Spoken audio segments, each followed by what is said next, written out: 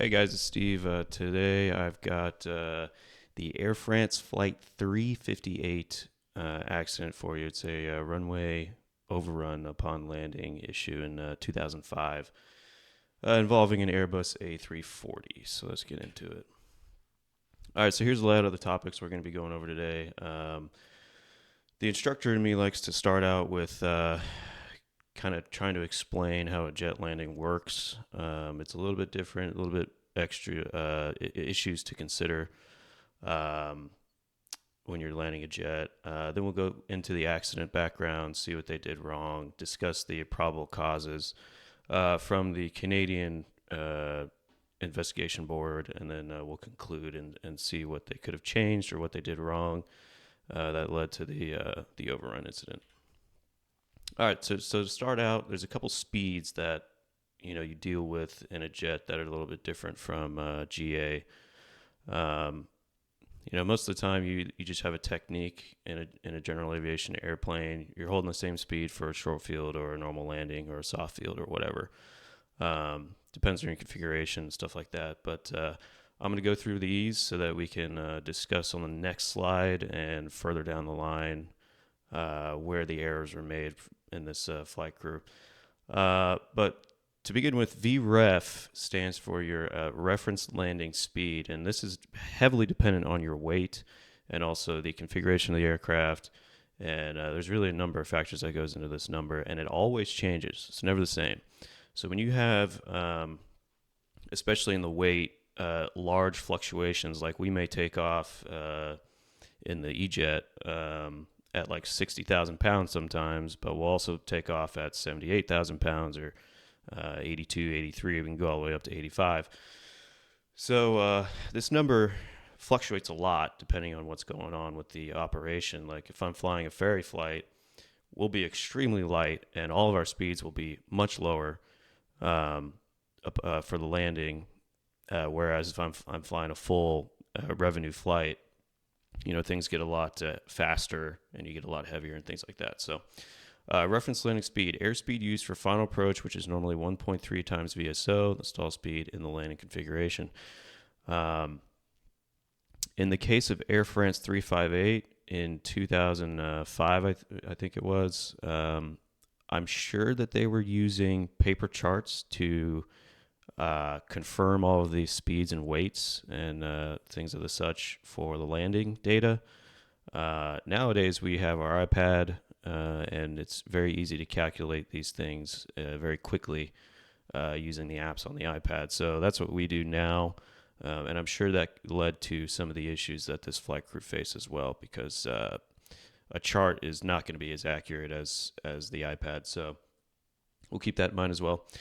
The approach I want to talk about, this is the reference landing speed with additive airspeed for safety margin based on associated conditions. And I put in there wind gust, Cat 2 operations, or ice contamination. So you're going to take your VREF speed. This is also a speed that you have to calculate for landing. And this is your V approach, your approach speed. This is actually what you're going to bug and fly most days in the jet. So V approach and VREF could be very close together or even the same number for the given day, but it's not always like that. In fact, honestly, they're usually not really that close because you always have something that you have to consider and add to the reference speed to get your approach speed, which is what you actually fly in the final approach. Now, those things could be gust factor, so we always take half of the gust factor and add it into the reference speed, so you're always going to have a couple knots extra there. Cat 2, we usually come in a lot faster. It's about 10 to 15 knots faster on the approach speed, and that's because we have to get ready for that go-around when we hit DA. There is no continue, there is no runway, there's no runway in sight, continue, approach lights, anything like that. There's no call out for that in the Cat 2 situation. In Cat 2, once you get down to DA, you're either calling the landing or you're calling the go-around. There's no in between. Each flight crew member has different responsibilities in that, but that's another topic. But anyway, and same thing with ice contamination, right? Ever since Colgan Air A lot of the 121 operators, at least in the United States, I don't know how Air France does their calculations, but the airplanes now, at least in the E-Jet, have ice protection stall speeds, is what we call it. Anytime during the flight, if we accumulate ice, we automatically add like 10 to 15 knots to the reference speed for the landing, because we do not want to take any chances when it comes to ice accretion in getting too slow or things of the such, right? So we're always just going to bump that speed up no matter what. And it can kind of make your landing a little bit longer, and sometimes we don't want that. So that's something else I need to bring up. Sometimes you have these conditions that kind of combine with each other, and it may push your approach speed, or it may push your landing distance required way down the runway, and you may have to change configuration, like consider doing a flaps full landing versus a flaps 5, or things like that. Let's see, VAC and VFS are I just wanted to bring them up so that we can think about the go around, because the go around is a little bit different too.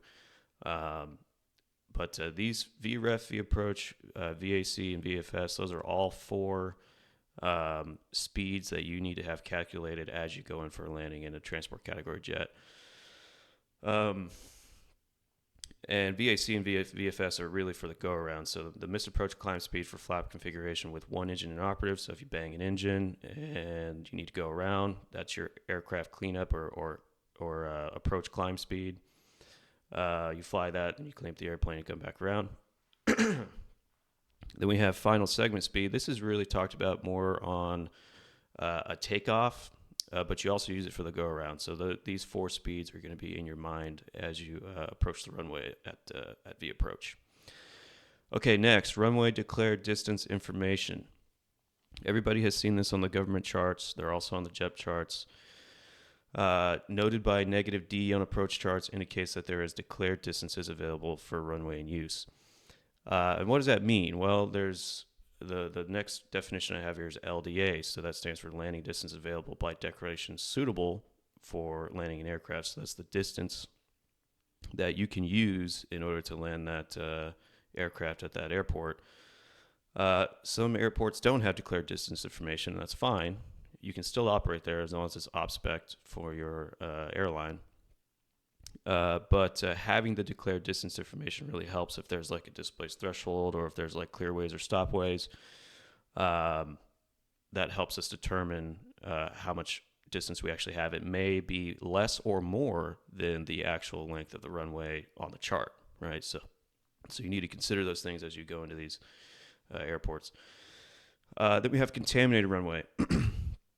I included this because Air France 358, they encountered what we call a contaminated runway, which is when more than 25% of the runway surface area within the reported length and the width being used is covered by frost, ice, and any depth of snow, slush, or standing water.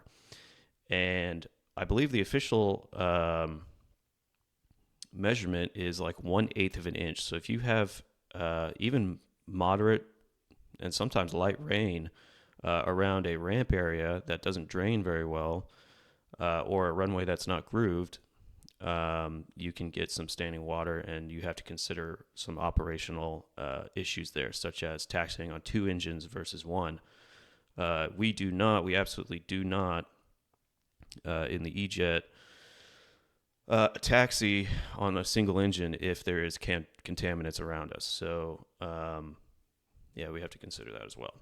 But you'll see in Air France 358's case, this comes into play pretty heavily. Okay, I also wanted to bring this chart up. This is from AC.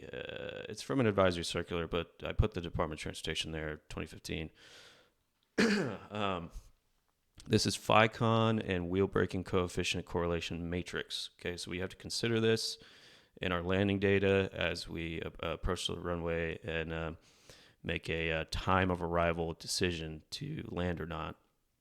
And this is kind of where Air France may have been lacking in certain respects because they didn't really have a standardized way of determining what to do with a contaminated runway landing, and we'll get into that. But as you can see, I mean, you have, like I mentioned, an eighth of an inch or less of slush, dry snow, wet snow. So you take all these conditions and you can consider them, and then you have a number, which is a condition code for the specified runway, and it'll basically tell you what your braking action is. So 6 is dry, good, excellent. There's no there's no impact on braking efficiency in that case. All the way down to 0, which is called nil, where you basically can't stop the airplane. And according to the report, I mean, I think Air France was trying to land on this runway 24 left, I believe, in like either 2-1 or 0 conditions. So that's not good. I mean, we're not allowed to operate on a nil braking action runway. Okay, so this is a diagram of how a landing in a jet is supposed to look. And I cited 121, 195, and 197 for this. 195 is for destination airports. 197 is for alternate airports. And it's basically saying the same thing, but you have to make your landing from 50 feet above the threshold to stopped in dry, static air in that blue arrow area. So if you look at the picture, the blue arrow area is the calculated landing distance or the demonstrated landing distance. Okay, so you cross the threshold of 50 feet, which is the normal height. Go into the flare, get on the touchdown point, make sure you land in the touchdown zone, and then stop the airplane. That distance has to be 60% and no more than the required or the total landing distance available. So if you look at the bottom, the LDA, that is the orange line, that's the total declared landing distance available. This is a declared runway distance information chart here. So yeah. And then if you look past the blue arrow, you have a safety factor, which is the other 40% of that landing distance available, right? Now, what this diagram does not explain is wet or contaminated. So no person may take off a turbojet-powered airplane when the appropriate weather reports or forecasts or combination thereof indicate that the runways at the destination airport may be wet or slippery at the estimated time of arrival unless effective runway length at the destination port is at least 115% of the runway length required. Okay, so that's that extra. I'll use my mouse. If you look over here, this is the extra 15% right here, this open area. It doesn't tell you that for a reason, but you have your 60%. You have to have the landing made in. Then you have 40% safety factor. So if you get the reversers out late, or if you don't get on the brakes, or if you land too soft and the weight on wheels doesn't activate, and you can't get the wheels down, or get the brakes on or the reversers out, then you have 40% of slop to work with. Now let's just do a calculation really quick. Air France had 9,000 feet to land, and we're going to multiply that times 0.6. That's 5,400 feet. So they were expecting to stop this Airbus A340 in 5,400 feet in a perfect world, under perfect conditions, static air, dry runway. And you'll see as I get into the findings and the situation that they're in that sounds impossible. And then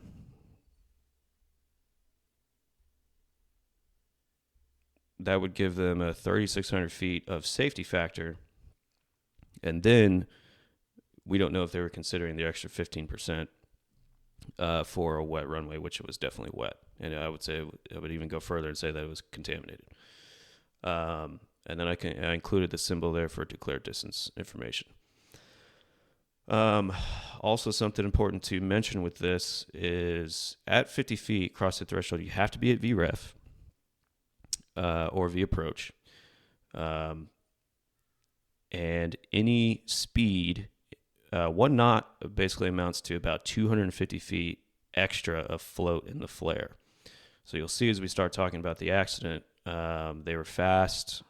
They had a contaminated runway. Things were not good. They were, I believe, 40 extra feet over the threshold high. So that's not good. You're carrying extra speed trying to get the nose down, right? So a lot of things kind of, added up. And, you can always go around. Just remember that. Okay, into the accident background. Air France Flight 358, Airbus A340, going from Paris to Toronto. On approach, they encountered thunderstorms upon reaching Toronto. The flight crew was informed of weather-related delays, poor braking action. Okay, so poor. That's at least one, okay, or at least two, rather. Okay, so medium to poor, or nil. All right. The aircraft landed long, about 3,800 feet into the 9,000-foot runway, so that's already eating up more than half of their demonstrated landing distance.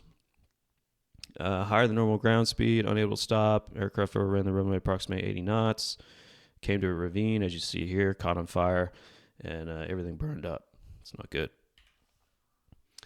And this is what the the Transportation Safety Board of Canada found to be wrong. So we can go through each of these and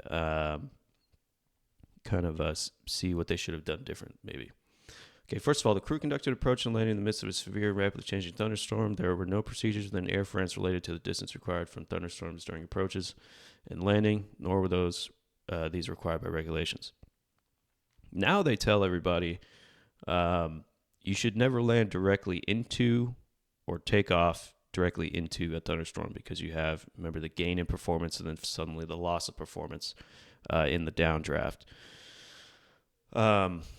It's just common sense. You probably shouldn't be landing in bad weather, right? You can always divert. You can always go around.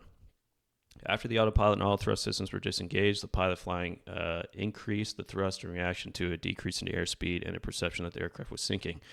So this is automatically going to destabilize the approach. So we have a rule in 121 where below 1,000 we have to call stable, and if we're not under the stable approach criteria, which is not descending more than 1,000 feet per minute on speed, on glide slope, on course, and fully configured, we must go around. So we don't meet that criteria. It's an automatic go around, no questions asked. A lot of people like to push that, and I think Air France didn't have those procedures in place, or at least they weren't as well talked about as nowadays. And for whatever reason, they became destabilized and decided to continue the approach. At about 300 feet above the ground level, the surface wind began to shift from a headwind component to a 10-knot tailwind component. Excuse me. This is also a big deal. At least at my airline in the E-Jet, we are not allowed to land on a contaminated runway. So that means the braking action doesn't even have to be that bad. Okay, contaminated runway, that's 5. Okay, you cannot accept a landing with a tailwind at any condition that the runway is contaminated, whether it's 5 or if it's 2 braking action. Okay, so that's automatically a huge red flag in my mind. What else? Approaching the threshold, the aircraft entered an intense downpour, so the visibility was reduced. When the aircraft was near the threshold, the crew members became committed to the landing, believed their go-around option was no longer existed. Big mistake. You can always go around. You can even go around as you touch the runway. I mean, I've heard in Category 2 and 3 approach operations, you can't see anything. And if you get to that DA and a go-around is called, you can actually be advancing the thrust levers in a descent, and the wheels will touch the runway, and then you'll take off again. So, I mean, unless you have the reversers out, brakes are on, you have that option to go around, and I don't know why they didn't. The touchdown was long because the aircraft floated due to its excess speed over the threshold and because the intense rain and lightning made visual contact with the runway very difficult. So they didn't have a lot of depth perception. They couldn't really see where the end of the runway was, how the aircraft was decelerating, anything like that. The aircraft touched down about 3,800 feet from the threshold of 24 left, which left about 5,100 feet of runway available to stop, which doesn't sound unreasonable, but again, combined with the bad weather, you can't figure out how you're decelerating, and your braking action is severely reduced. This can become an issue. And you're a A340, so that's like a 200,000-pound airplane. So, yeah. Let's see. Selection of the thrust reversers was delayed, as was the subsequent application of full reverse thrust. So, in most jets, we have max reverse and min reverse. So, whatever reason, and I think it was because of the next thing, the pilot monitoring did not make standard callouts. The pilot flying delayed their use of reverse thrust. If you're sliding down a runway, hydroplaning, there are two things that you can do because your brakes are not working for you anymore. Okay. The first one is aerodynamic braking using the elevator, but that's only good for a certain speed. So you have to have speed over the elevator really for that to be effective as a braking mechanism. The other one is your reverse thrust. Okay, so you have to use that as soon as you can, and you have to get the wheels down pretty firmly for them to come out.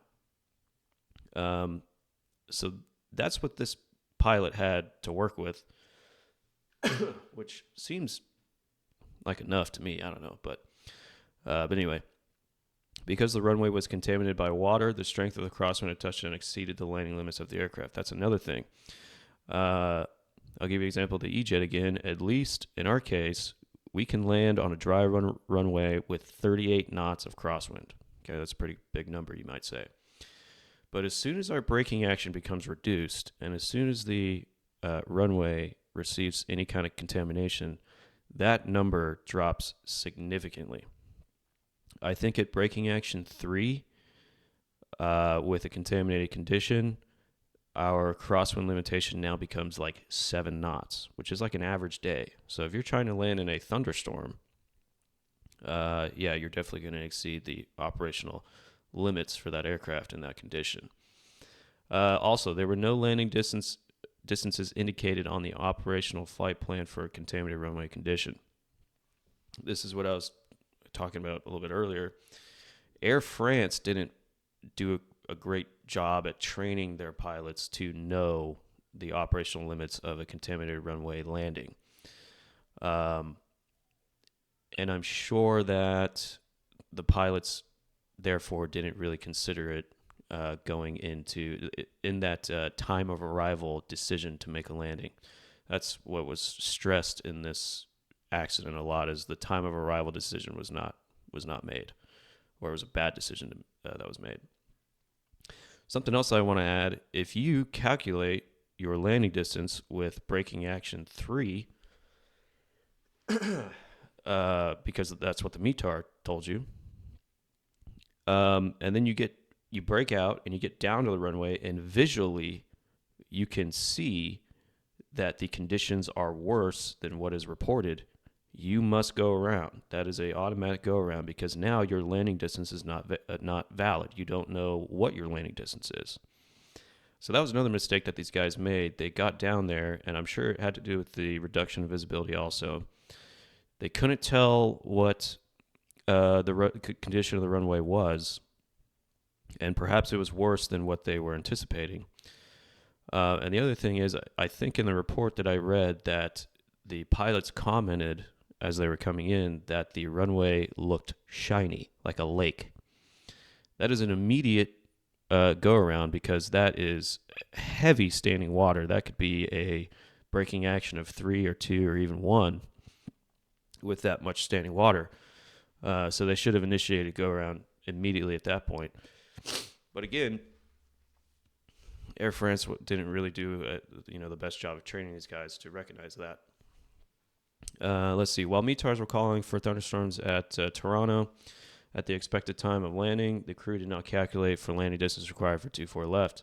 Consequently, they were not aware of the margin of error available for the landing runway, nor that it was eliminated once the tailwind was experienced. I talked about that. You cannot accept, at least in our operating manual, you can't accept a tailwind with a contaminated runway, and I think that's pretty standard in all airlines. Big mistake there. They should have recognized the runway was had heavy standing water on it and gone around, and never attempted the landing. I think it's safe to say that 15% extra landing distance required for weather contaminated runways was not in their minds as they came down to land on 24 left. And here's the conclusion, pretty much just what I said. They overran the runway due to a combination of lack of weather condition consideration. For whatever reason, they were not committed to a go-around. They were committed to the landing. Improper landing technique, the reversers, and the aerodynamic braking, and lack of proper contaminated runway awareness training by Air France. So unfortunately, that is what resulted in this. And yeah, so here are my references, and thanks for tuning in.